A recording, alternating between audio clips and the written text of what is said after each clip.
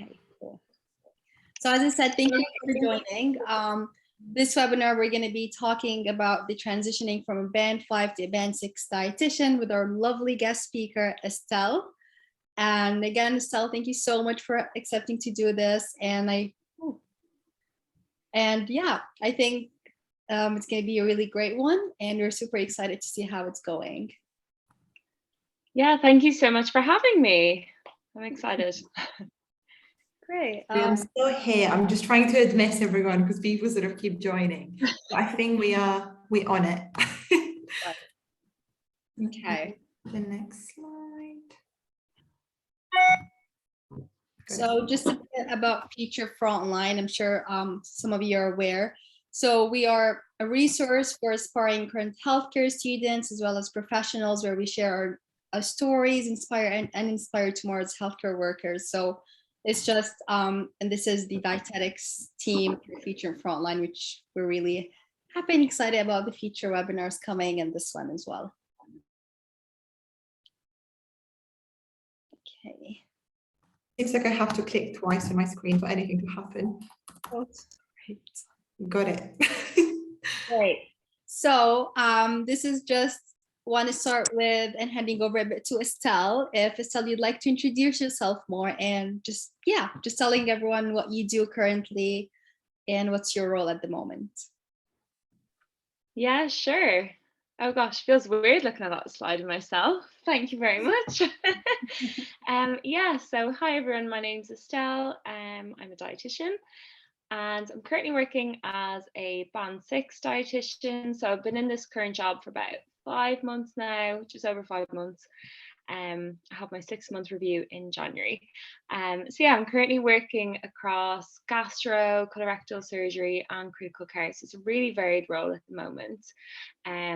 So my first job was in Manchester and I worked as a rotational band 5 dietitian there for a year, and it was in a slightly smaller district hospital, so I gained quite a lot of experience across different specialities, and that was kind of gastro,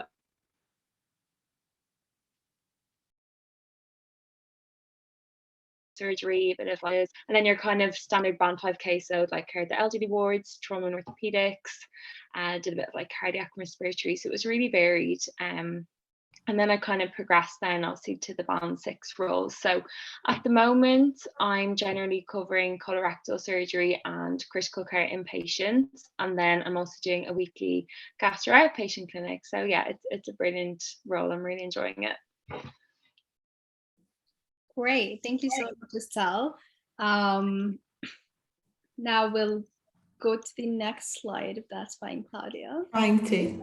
Here we go. Just to briefly introduce myself, I'm Amita. I'm one of the dietetics lead for Future Frontline.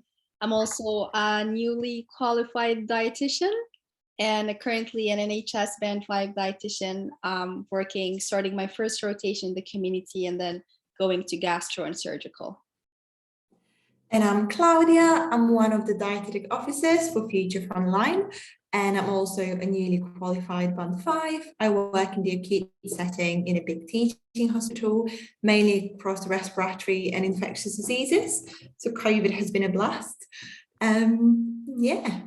Let's get into the body of the webinar. So I think how this webinar is going to be, it's going to be very similar to the one we had last month, where we've got some questions that our lovely guest speaker Estelle is going to be answering. And then we are going to leave a couple of minutes later on towards the end where you guys get the chance to ask Estelle or us anything you'd like.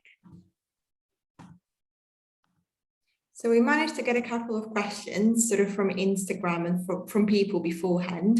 So we'll go through these, and then at the end, we'll ask you for your questions, guys, if there's anything that we haven't covered. Does that sound good to you guys? Cool. Let's get started. So Estelle, what are the main differences between being a band 5 and being a band 6? So I think that will entirely depend on your role and the speciality that you're working in. For me personally, I found that band 6 was a big step up from band 5. I really did. Firstly, in terms of the types of patients I was seeing. So I found that as a band 6, I was expected to see much more complex patients and independently as well. So I didn't quite have that same support as I may have had as a band 5 from, my band 6 supervisor. So in my current role, I do have a band 7 supervisor, and she is absolutely amazing. And I'll always ask, my band 6 colleagues for advice and for support when I need it. But I definitely found that there is this expectation to practice quite autonomously and to be able to make, more complex clinical decisions independently, I guess. I think there's also much more involvement in service development for me anyway. I don't know, obviously I can't speak for every single band 6 role, but for example, we're looking towards getting involved in more audits, and I'm also working towards updating our trust guidelines on the management of high output stomas, for example. So for example, like as a band 5, I was involved in kind of a bit of audit, but it was more to do with like must training on the wards, for example, whereas within a band 6 speciality, it is much more specialist. And so for example, with that guideline, I met with the stoma nurses and we discussed the guideline, and then it has to go through like nutrition steering group and the surgical steering group, and there's a lot of kind of steps to go through, and it is a lot more official, I guess. And yeah, it is just, a lot more difficult overall really compared to my experience as a band 5. But having said that, some people might actually find their band 5 rotational role a lot more complex and challenging than, for example, a band 6 specialist role. It just completely depends on the specialty that you go into. Another thing I've found is that there's a lot more responsibility in terms of supervision. So I'm the designated supervisor for one of the band 5 dietitians, and she's absolutely amazing. And I love being a supervisor and being able to support her as well.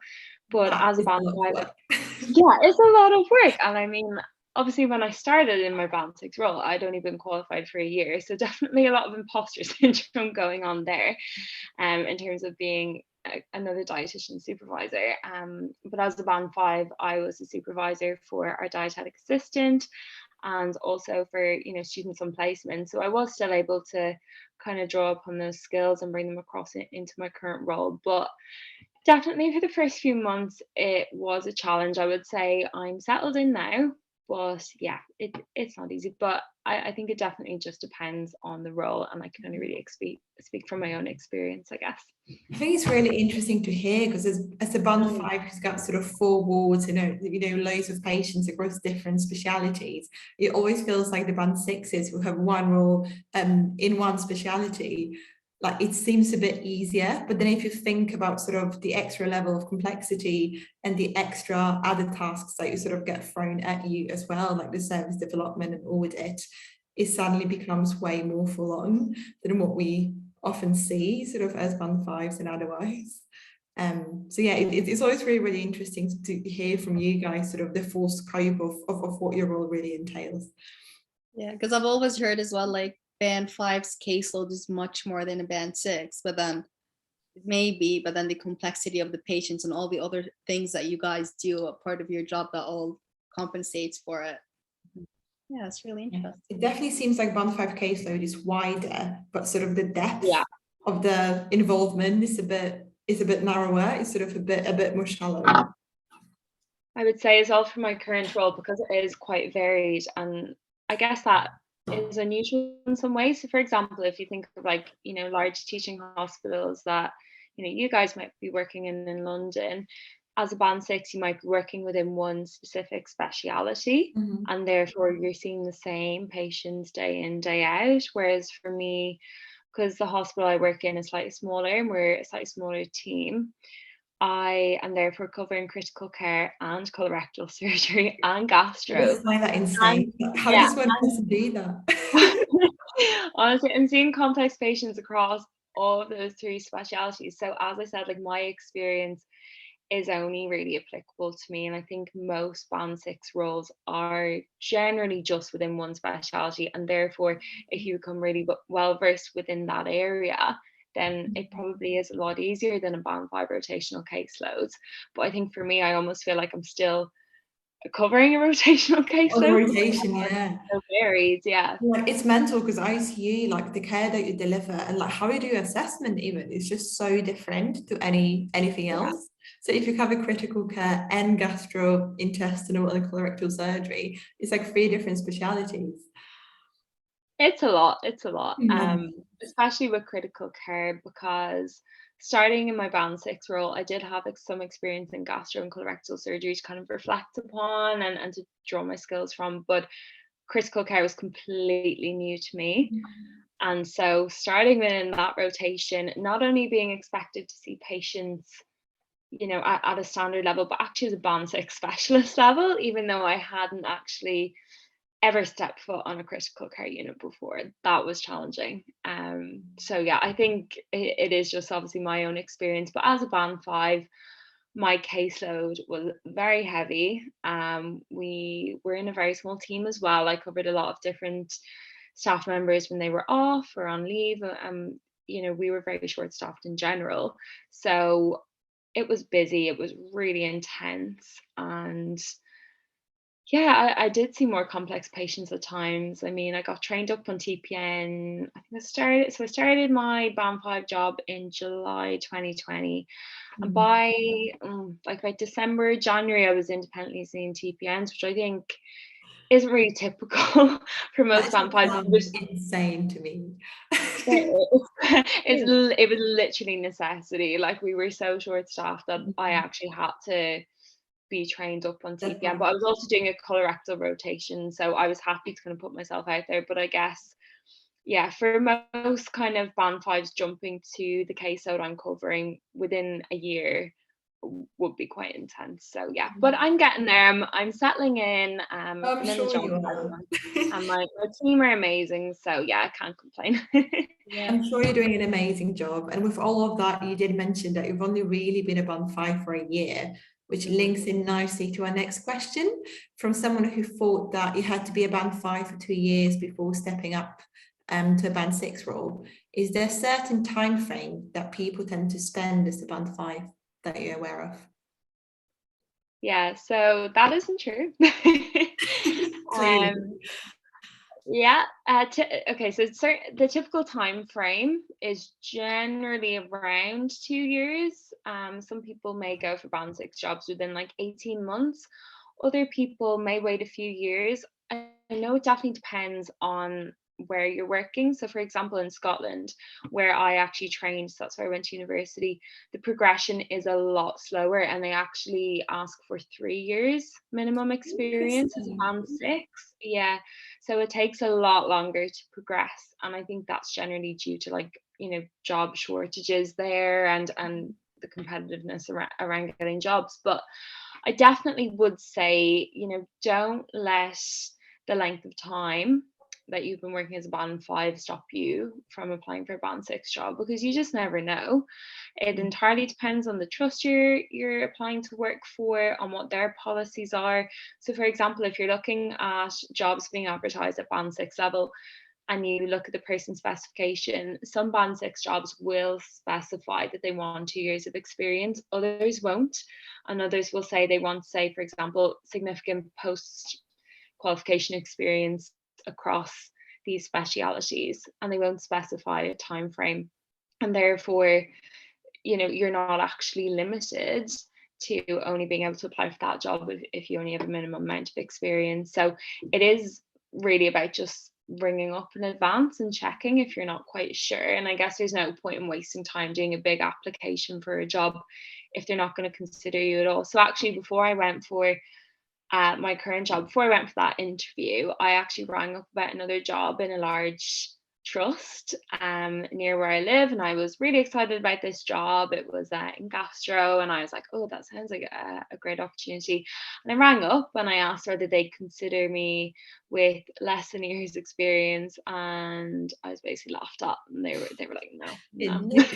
No.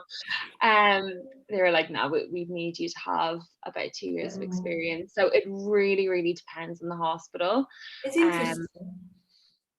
Yeah, Yeah, it is. I've definitely heard, that our people spend sort of 3 years as a band 5. And to be honest, some of the best band 6s that I've ever seen have been a band 5 for sort of significantly longer than the sort of year and a half, 2 years that's standard.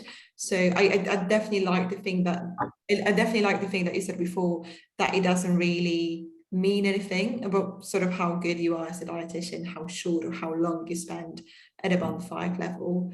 I feel like in London, you're able to move quite a bit faster because there are quite a few jobs, because we cover quite a narrow area. So your job would probably be split into 3 other roles in London. Yeah. So it does seem like people move up quite quickly. And then one thing that I heard, I'm not sure if it's true, and if you're able to confirm it, is that if you move hospitals quite frequently, you're able to move up a bit faster. And I assume that has something to do with like the breadth of skills that you're getting, I guess, if you're working sort of across different roles and different environments. I have no idea if that's true at all. It's just something that I sort of heard being thrown out there. Yeah, I thought you were going to say the opposite, actually. I thought you were Really? about to say, oh, if you stay within the one hospital, you might have a better chance of progression, which I've heard as well. Like some people, if they stay within the one team, as a band 5 and they get to know their colleagues, actually, if a band 6 job then comes up, they're in a really good position then to go for it, because you already know the band 6s or the band 7s who might be interviewing you. And so that can also work to your advantage as well. I don't think it's necessarily I don't think it's necessarily true of like moving different hospitals, but definitely different specialities. I think that's a really good point you made. And it really just depends on the band 5 role that you go for. So if you're in a larger teaching hospital, and you'll probably know this as well, Claudia, it's like set rotations, and you might do like 6 months in gastro, 6 months in surgery, 6 months in renal. You might do like 6 months in weight management or something like that. And actually, if your interest is in surgery and you've only spent 6 months in surgery out of like a 2 or 3 year rotational program, then your rate of progression wouldn't be as quick as someone who, say, works in a smaller regional hospital who's getting to see surgical patients all the time, day in, day out.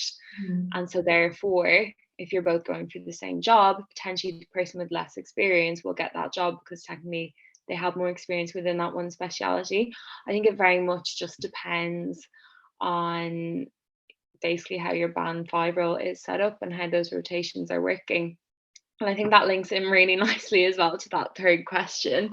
How did you know? I love how you're leading the interview. I know it. Go on. How did you know it's the right time for you to apply for a band 6 role?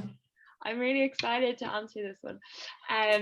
So I really want to emphasize there is no right or wrong time to go for a band 6 role. I really strongly believe that some band 5 jobs offer much better experience than if you were to, say, jump straight into a band 6 role. It's not about moving up the bands. And obviously, there are perks to progressing to a band 6 level. Obviously, the pay is better. That's probably about the only perk I can think of right now, to be honest. No, I joke. But yeah, I think some band 5 jobs offer fantastic experience, especially if they're in large teaching hospitals. You're working within some of the top trusts, say, in the country even, and you're getting to work with your band 6 colleagues, your band 7 specialist colleagues within those different areas. And I think actually the experience that you can gain in a role like that may actually be much more beneficial than, say, working for a year, even in a larger teaching hospital, only getting to do 2 rotations, deciding that, oh, actually, you kind of like, general medical or respiratory. Oh, okay, a band 6 job has come up in respiratory. I'm going to go for that because I want to be a band 6. And then you go for that job and you realize, actually, I've limited myself because I never explored gastro. I never explored surgery or critical care or renal or some of those specialities that you're interested in. And I think you can really limit yourself by applying for a band 6 job too quickly.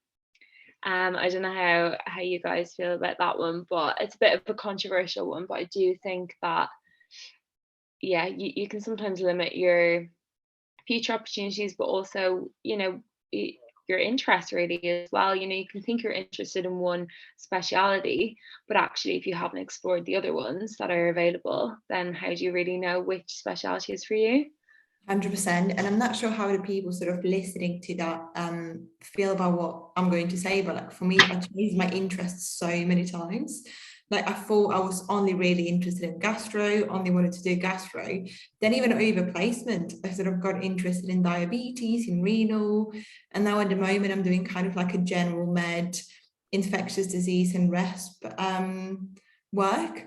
And I really, really like resp, and I really, really like sort of enteral feeding. So I'm a bit like, do I want to be a home enteral feeding dietitian? So it really, really changes with the exposure that you're getting. And I think it's a really, really valid point that you really have to explore all of these options, because some of the roles that sound really good, when you actually start doing them, you might get quite bored quite quickly. So yeah, no, 100%. And I think, yeah, everyone sort of wants to go up the bands because it seems like you're doing something right, you know, like you're going up. So clearly you are expanding your skill set, but actually sometimes it might be better to stay as a band 5 for a bit longer to work on the skills a bit more. So I definitely think that what you said completely makes sense.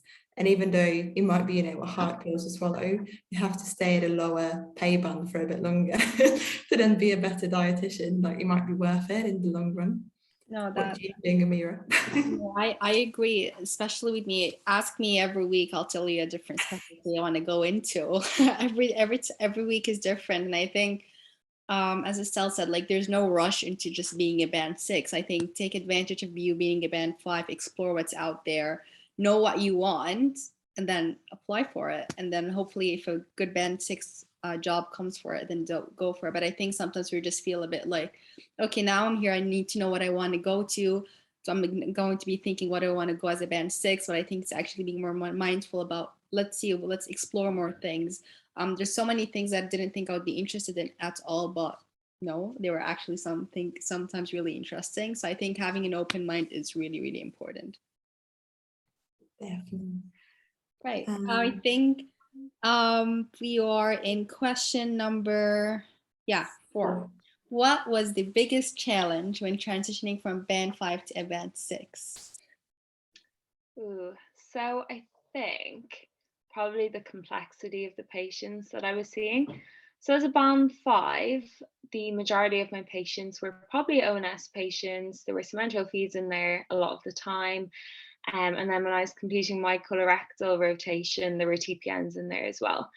But generally, the majority of my caseload as a band 5 was comprised of, you know, your food first patients, ONS, some dietary education, that kind of thing. At the moment, the majority of the patients that I see are either on TPN or they're on enteral feeds. So that's not typical of every band 6 whatsoever, but that's just my own experience. So on my colorectal wards, I'm seeing post-op patients. So they generally might go on TPN, and that might be due to post-op ileus, for example. They might have an obstruction, small obstruction. They may have adhesions. It may be pre-op optimization. They may have a very high output stoma or intestinal failure. Lots of different reasons why patients go on TPN. And so often these patients as well require specialists to advise for their high output stomas.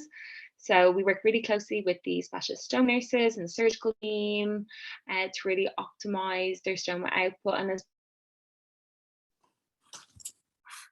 part of that as well, every week we do a weekly ward round with the gastro consultant and the nutrition specialist nurse and a speech language therapist, and we see all of the complex patients who are on TPN or feeds or who just need specialist input. So I absolutely love that. But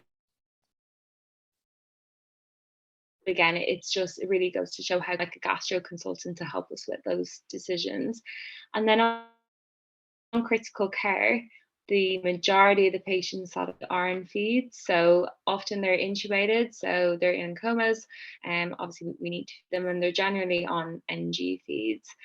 Sometimes NJ feeds, so patients come in with, say, like acute severe pancreatitis, or they might have like gastroparesis or ulcers, and then they may need NJ feeding or TPN.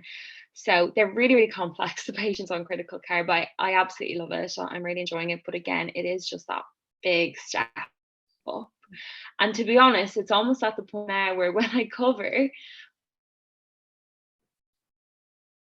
for my other colleagues when they're on leave or panic, and I'm like, oh my god, what's food first? Like What's going on? Yeah. I'm like, oh my god, a level 4 pure diet. Like, what snacks can they have? Like, I'll What's freak that? out. Like, oh, I don't. That's Like, so funny. honestly, it's so funny. Everyone laughs at me for it. They're like, how can you just go and like see all your TPNs, and then like you're stressing out about whether like rice pudding is like a level 3 or level 4. But I swear to God, you just get really used to, Yeah. seeing patients within your speciality. And I think that emphasizes as well how flexible you kind of need to be as a band 5, because you are really seeing so many different types of patients. And yeah, so what was the question even? What was the biggest challenge? Yeah. The complexity of my caseload, I would say. But yeah, I'm quite used to it now. But yeah, it was definitely a big step up. You have answered it in quite a comprehensive way, I think. So thank you. With quite a few examples. Yeah, no, it definitely seems like you might be also quite a bit related to the area that you're covering, because it's a very complex area by itself, to be honest, like colorectal surgery and critical care, sort of by definition is quite complex. But I think it's a very valid point that, that the band 6 caseload is meant to be more complex. So you specialize, you're becoming a specialist dietitian. So clearly the issues that you have to deal with are more complex than what you would have dealt with at a graduate level. What Right. is the next one? Yeah, go for it, Amira. Estelle, have you always known what you wanted to specialize in, or did this specialty choose you? Ooh. That's actually a hard one. So I always had it in my head that I wanted to specialize in gastro, which I could, yeah. So at uni, my final year dissertation was on the low FODMAP diet for IBS. So it was on like the practical nutritional implications, and I found it so interesting. I just loved gastro. I was all gastro. I'm going to be IBS, IBD, celiac. I'm 100% going to go into gastro. And then when I went for my first band 5 job, it was kind of just, a general band 5 job with opportunities to rotate across, different specialities within that. So often in smaller hospitals, you'll have like your set wards and then rotations on top of that.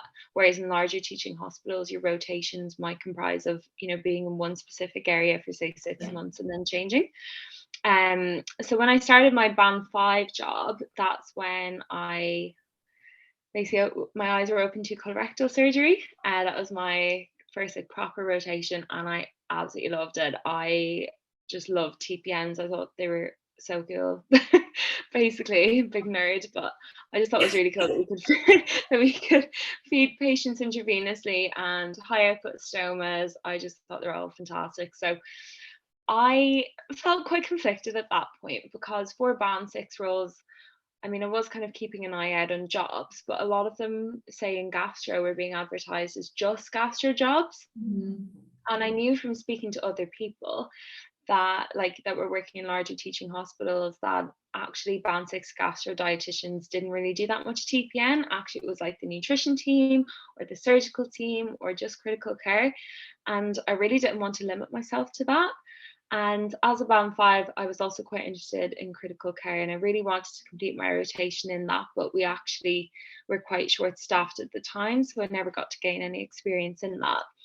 So in terms of specialising, it's quite a difficult one, because people ask me like what exact area I specialise in.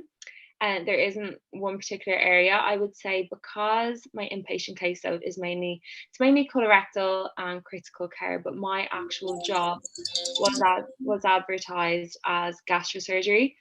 But the other band 6 who started around about the same time as me started in gastro and surgery, and I basically at the interview said that I really wanted experience in critical care. So they were like, well, maybe you could start off in critical care and surgery for the year doing gastro clinics, and then by summer swap over and then cover the gastro wards.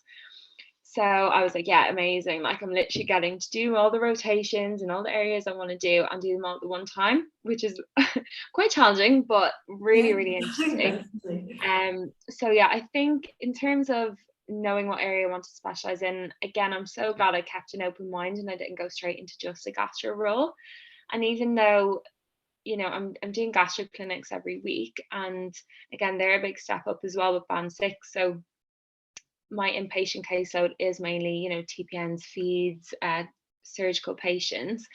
I'm still seeing or speaking to over the phone at the moment gastro patients in clinic, which includes like IBS. I'm doing low FODMAP, so I completed my low FODMAP training. It was the end of summer, and I did that myself, just kind of for my own learning. But it was amazing that I was actually able to put that into practice in my current job. So I'm seeing lots of low FODMAPs, IBDs, celiac, gastroparesis, like esophageal dysmotility. What else? What are the gastric conditions? Liver, like basically everything. And I'm just loving it so much, really. Like it's my dream job, really, because I'm getting to see all of my interests really in the one. So I would say this in this instance, the specialty kind of chose me, because I really wouldn't have gone for just a critical care job or just a colorectal job. But actually having all three together is fantastic. And I think when it comes to maybe moving on, and if I go for another job, I'm really going to struggle with choosing which specialty to kind of stick with, really. So yeah. And it does really sound like your current role is absolutely made for you, but you also sort of made it be made for you. When in the interview, you sort of express your interests. And I think that's a really valid point as well, that even if the job is advertised as, gastro surgery, but you want to add some other elements, the hospital may be able to accommodate for that. So it really shows that you have to sort of take the responsibility for your own learning and development, which is a really good point. I think we missed one question actually. Are all band 6 roles in a speciality? I don't know if we answered that one, have we? Oh no, I don't think so. Yeah. Again, yeah, completely depends. So for example, mine is a good example of a band 6 role that isn't within one speciality. And often you'll find that in slightly smaller hospitals. In your kind of larger teaching hospitals, it does tend to be very much so that, your band 6 job is within this one speciality. Some hospitals offer like rotational band 6 roles. So you might be within one speciality for between like 6 to 12 months, and then you might rotate into another speciality.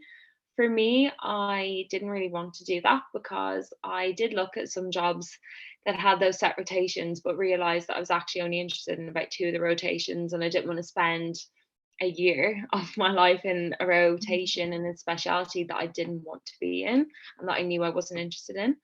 So I think it can just depend, really. They are technically all within a speciality, but not necessarily just confined to one. Yeah, and that answers a question 8 as well. Once you've chosen a speciality, do you have to stick with it, I guess? In the hospital that I work in, all the band 6s are rotational, I think, and they rotate every 6 months, which I guess is a good opportunity when you want to gain skills in as many areas as you want to, and you're not quite set on what you want to do, but you sort of want to step up a bit. And the rotations are very sort of different as well, because there's critical care, renal, oncology, I think hepatology as well. But then on the other hand, as you mentioned as well, if you sort of kind of know what you want to do, or you're not really interested in the other rotations, it's not really worth it for you to rotate into them and then sort of not enjoy yourself for half a year. Yeah. Great. That was really good answers, good questions. I'm learning myself as well. I'm like, oh yeah, good to know for the future. That's the point. So that puts us in our next question.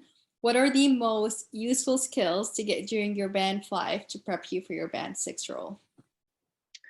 Ooh, so many skills you develop as band 5. I mean, time management is one of them. I mean, band 5 caseloads are generally quite heavy. I know it depends obviously on the hospital, but you're having to see maybe like up to 8 patients a day and juggle that. I mean, as a band 5, my caseload would generally range from about 6 to 8 patients, and that was just standard, and then we'd be having like fortnightly clinics on top of that, and all of your discharges. Like as a band 5, you have so many discharges to sort. And I think that's one person covering critical care, because like if they go home, they don't just go home generally, they tend to step down to the ward. And It's so so I just funny pass because them off. all of our ICU dietitians always say, they're like, actually, I don't know how to send a GP letter anymore. Oh, honestly, I'm like, what do you mean you sent that patient directly home, like, and not to the ward? So yeah, like, oh my God, the discharges you have as on 5, there's so much admin, so much admin. So really, yeah, time management is a big one. Flexibility, because you're literally having to cover so many, different wards, different specialities, or if you're doing rotations, you're having to change rotation every 6 months or whatever it is. And again, that takes a lot as well, because you're in a completely new environment, working with different colleagues, maybe seeing entirely different patients as well. And I guess it's that additional CPD and learning that you're doing as well, can really help prepare you for a band 6 as well. So trying to think what else. I mean, you just learn so much as a band 5. I really feel that you just need that experience. Like, I mean, when you're a year into the job as a band 5, you'll look back at when you first started and you're just like, oh my God, like, how have I actually progressed this much? I mean, that's And happened very quickly as well. I mean, I've only it been working for absolutely 4 months, flies, doesn't it? but the Like, first week that I started, I was like, I have no idea what I'm doing. And now, like, I'm helping out in new band 5s, even though I've only been here for 4 months. So even though when you're starting, and I think we did touch on that in the last webinar that we've done on sort of how to progress from being a student to being a band 5, that at the beginning it feels like you're literally just thrown in the middle of it and you don't really know like where's the top, where's the bottom. But then as the time goes on, you really quite get used to it. 100%. And I think as well, with things like supervision, I guess, like as you said, like as a band 5, you're helping your colleagues, but actually that counts as peer supervision, and that will really I will help note you it for down. yeah, write that down. And then Put that say example in. as a band 6, that's going to help prepare you for supporting the band 5 that you're going to be supervising, or even supporting students on placement. Like the skills that you learn from being a supervisor to students are incredible, really. I mean, I still find myself, supporting the band 5 that I'm a supervisor for, and during our meetings, I can still draw upon those skills when I supported, say, like a final year dietitian on our placement, or when I supported our dietetic assistants as a band 5. So those supervision skills, even just working within the MDT, so building those rapports with nursing staff, medical team, other AHPs, attending different MDTs. Again, when you go into band 6 role, often you will have to attend very regular MDTs within that speciality. And if you've already been doing that as band 5, you're just going to learn so much, and it's just going to come naturally to you, really. Even things like presentation skills. So you might be doing presentations as a band 5 and to other AHPs.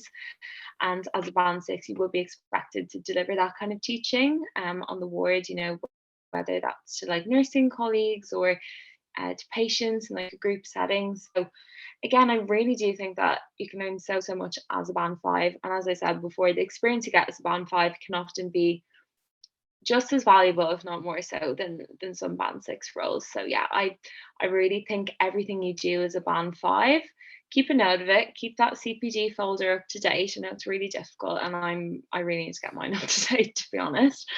But keep a log of everything you do, because as you said, time does fly, and when it comes to doing an interview for a band 6 job, you may forget half of the experience you've had. So yeah, it's really just kind of reminding yourself of that, which kind of links into the last question as well. Yeah, I was meant to say, you're really good at sort of leading on the interview. Just to summarize your last answer, I guess, what would be the top 3 tips that you would give a band 5 applying for a band 6 role? Yeah, so to go back to that last point that I started rambling about, keeping a CPD folder is really, really helpful. So if you attend like any additional webinars, any extra training courses, anything like that, try to keep a record of it, whether that be a paper record or just like a PDF on your computer, which is often easier. Keep a record of it. And then when it comes to doing your interview, for a band 6, or even just applying for jobs, when you're writing that application, I mean, it's a really long application and you need to back up every single point you make with an example.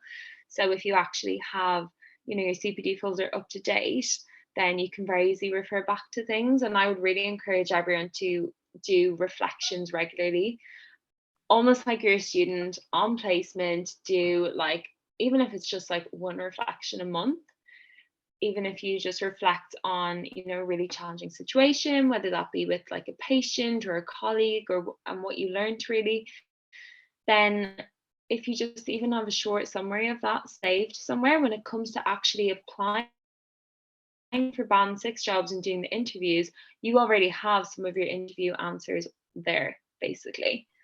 And that's what I did throughout my role as a band 5. I kind of reflected on more complex patients. I spoke to my supervisor about them, and then I would do a reflection and just like document what I had kind of learned about, the situation. And then, when it came to doing my interviews, I was able to look back to that and be like, oh yeah, I remember that time I saw that complex tube feed, or I remember that time I overcame that communication barrier, and it just made it a lot easier. Secondly, in terms of interviews, I would say just prepare really well for band 6 interviews. They are definitely a step up from band 5. My band 6 interview, I did 2 band 6 interviews. The first one I didn't get the job for, but it was just kind of just questions, and that was that. And the second interview actually included a presentation as well. So it was like a 15-minute presentation on my strengths, needs, opportunities, and barriers to fulfilling my role. It was quite intense, to be honest, but it kind of made it easier in a way, because at first I was dreading the presentation, but when it came to actually doing it, because I had rehearsed it so well and I actually knew it quite well, it helped to instill confidence in me at the start of the interview, because I delivered this presentation and I was like, oh, right, okay, now I've picked myself up already. So that was quite helpful, actually, having that presentation. So it's finding out about the structure of the interviews, what will actually be entailed in the interview. So, do they expect a presentation? Some trusts actually do like an ad hoc kind of presentation. They might give you like a case study kind of a thing. I've never had that in an interview, but I have heard of that before.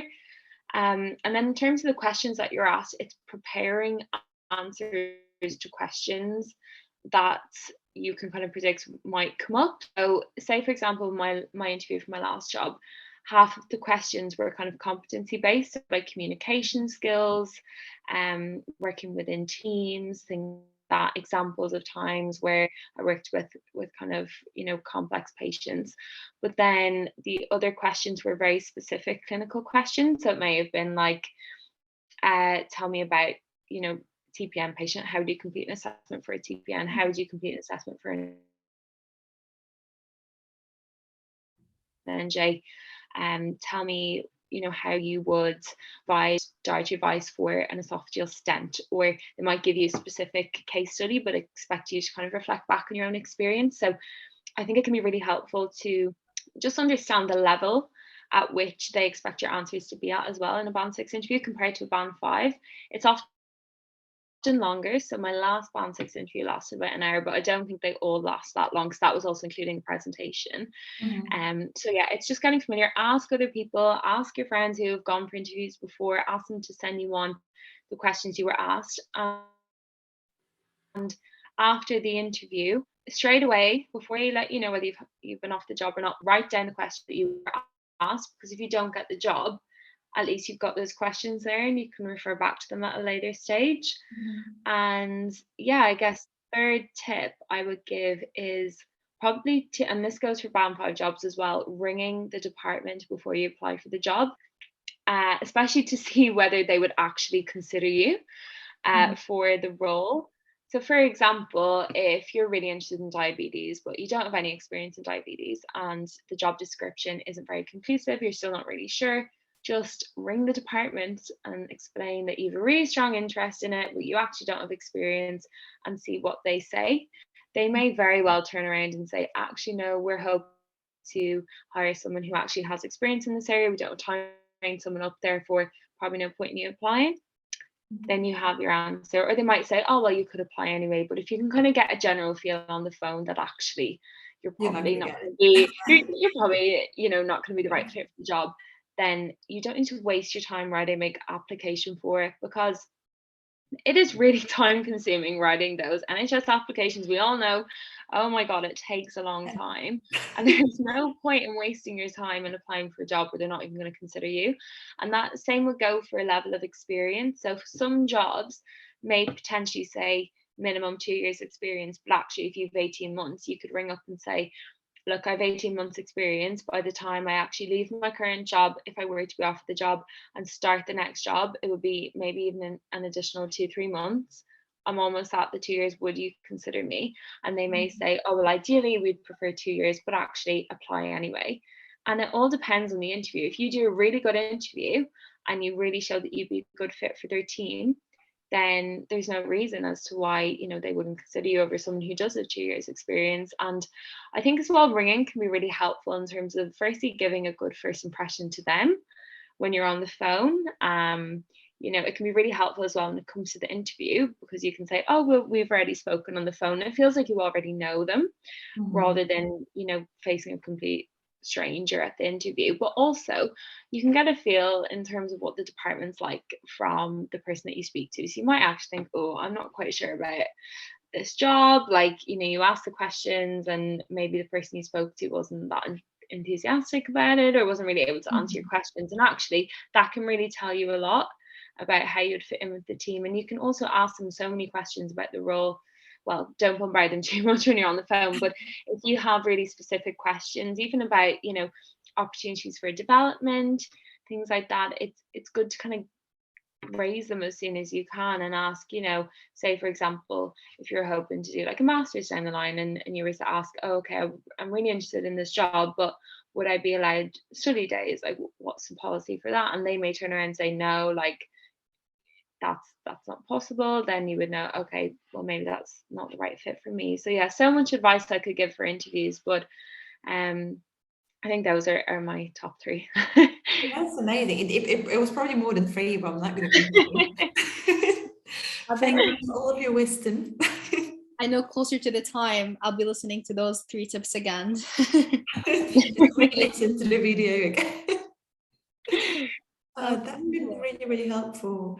So we ran out of the questions that we sort of pre-collected before having a chat with you, but we're open for any questions from the audience. If you want to drop them in the chat box, I think everyone should be able to message it now. Yeah. Again, I'm not sort of an IT whiz, so if you can't do it, I'm sorry, but I feel like you should be able to. Let's see. Give people some time to see if they have any questions to drop. And otherwise, I feel like you have given quite a comprehensive answer to what's the right time to even think of a band 6, how to go about it, what to expect, what to do before you move on to a band 6. So I think we're quite well covered from all the data. It's so individual as well. It really is. I think with my current job, to be honest, when I saw it advertised and I saw that it was offering, those rotations in gastroenterology and critical care, I just jumped for it and I went straight for it. But I think if it wasn't a job with specialties that I was personally interested in, I wouldn't have jumped at it so quickly. Yeah. And I think it's very brave to have a band 6 job where your first speciality is in critical care. I can't speak because it's really complex as an area, and then sort of a step up in terms of your skill set, and then in terms of the area that you cover as well. So actually, kudos to you. Okay. We've got a question from Louise saying, first of all, thank you for the great tips, Estelle. Yeah, thank you so much. And how many examples would you suggest to use in a band 6 interview questions? So I think it depends on the question. If, for example, you're asked just a general question about a time where you implemented your communication skills, or a time you saw a patient with complex nutritional needs, for example, I would focus on just giving one example and really developing that. So the way that I learned to answer interview questions, and I don't know whether any of you guys have learned it this way as well, is with the STAR technique, which is just really simple. Yeah. So it's like situation, task, action, result, and then I add on an extra R at the end for reflection, which I think is really, really important. So as a band 5, when I was preparing for my interviews, I would write out sample answers in that format, just a really like brief little summary, just to kind of be able to reflect on at a later point. And then when I was actually in the interview, I would develop that further. So when you're asked questions like that, I would really just try and maybe focus on have one solid example. And then at the end, you could always say, oh, and another time I actually saw this patient and I did this.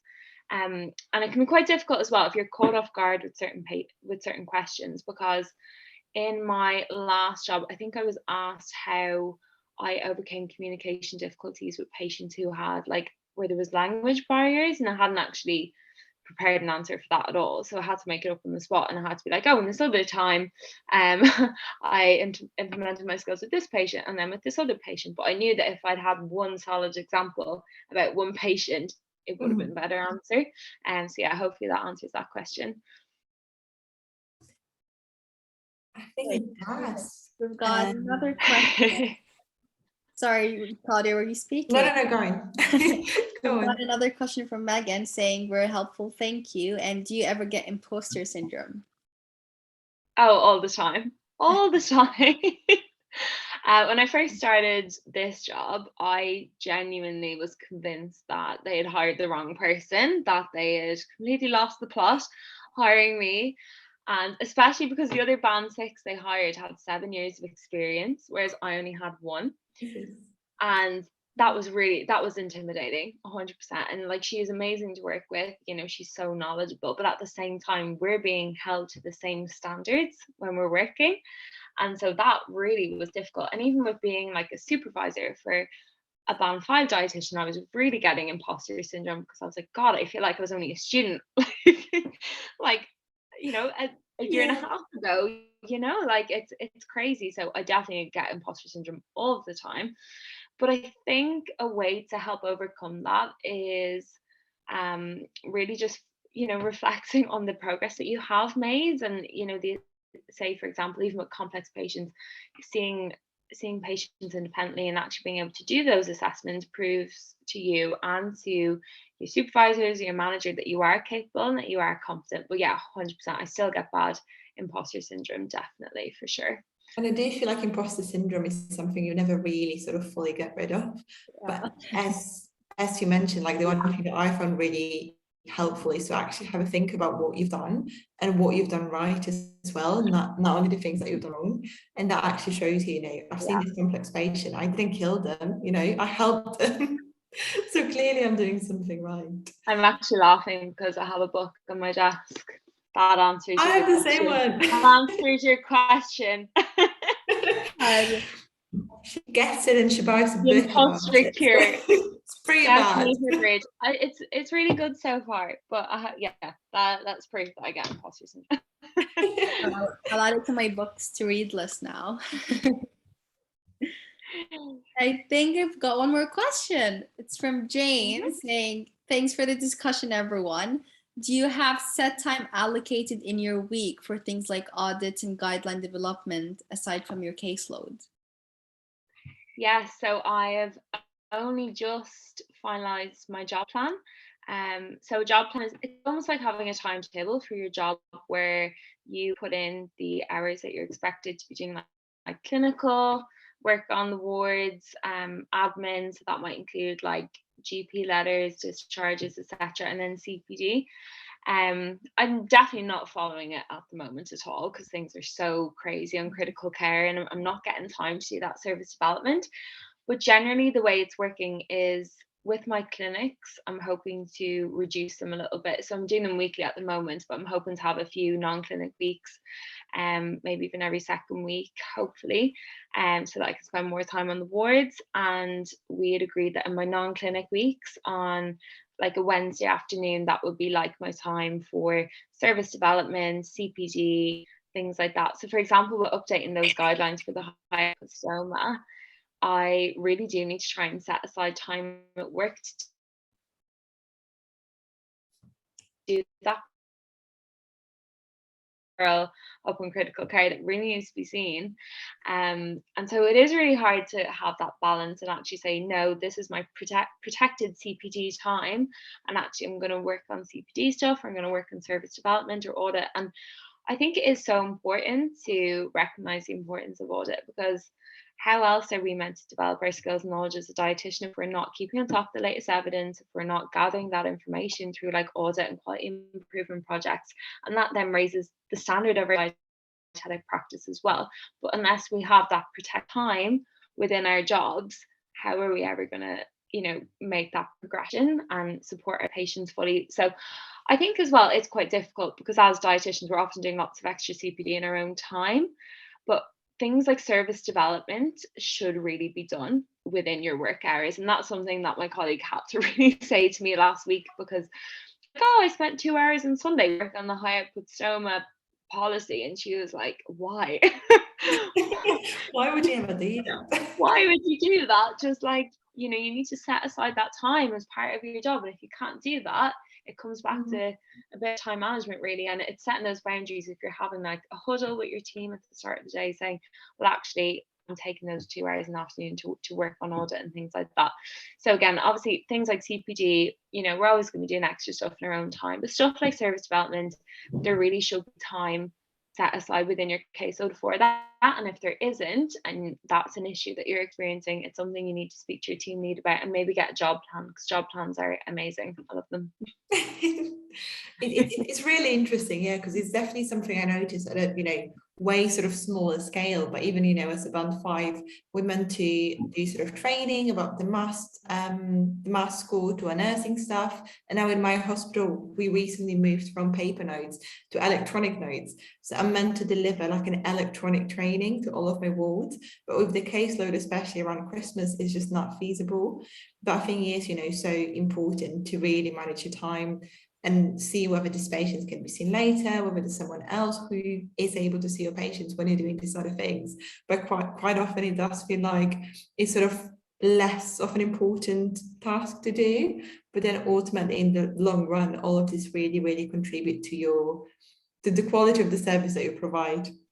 And I think it all goes back, as you said, to the core skills of time management, prioritization as well.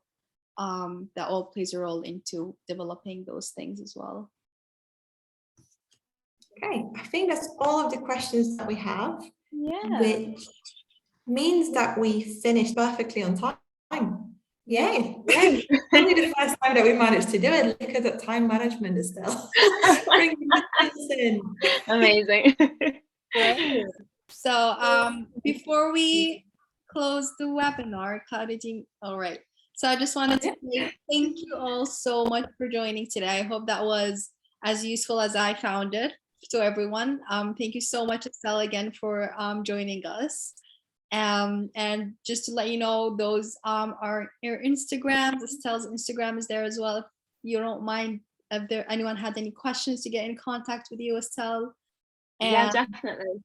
Great. And that's mine and Claudia's as well. And one last thing is, I would really appreciate, as the dietetics team for Future Frontline, if you can scan the QR code and answer our feedback form. This is just so that we know where we can improve for the future, and give some feedback for myself, Claudia, and Estelle as well. And yeah, I'm gonna drop the link as well on the chat if you're happy to do the feedback form, and then you'll get a certificate of attendance in the end, which is great for your CPD. And yeah, thank you all so much for joining, and looking forward to seeing you again in our future webinars. Have a lovely evening. Thank you, guys, and keep an eye on our Future Frontline Instagram, where we advertise sort of the webinars that we're doing and all of the blog posts that are sort of coming up. We try to do 2 blog posts and 1 webinar every month. We have been quite successful with that so far, so there's quite a lot of content coming your way. Thank you. Thank you. Thanks so much, guys. Oh, okay, let me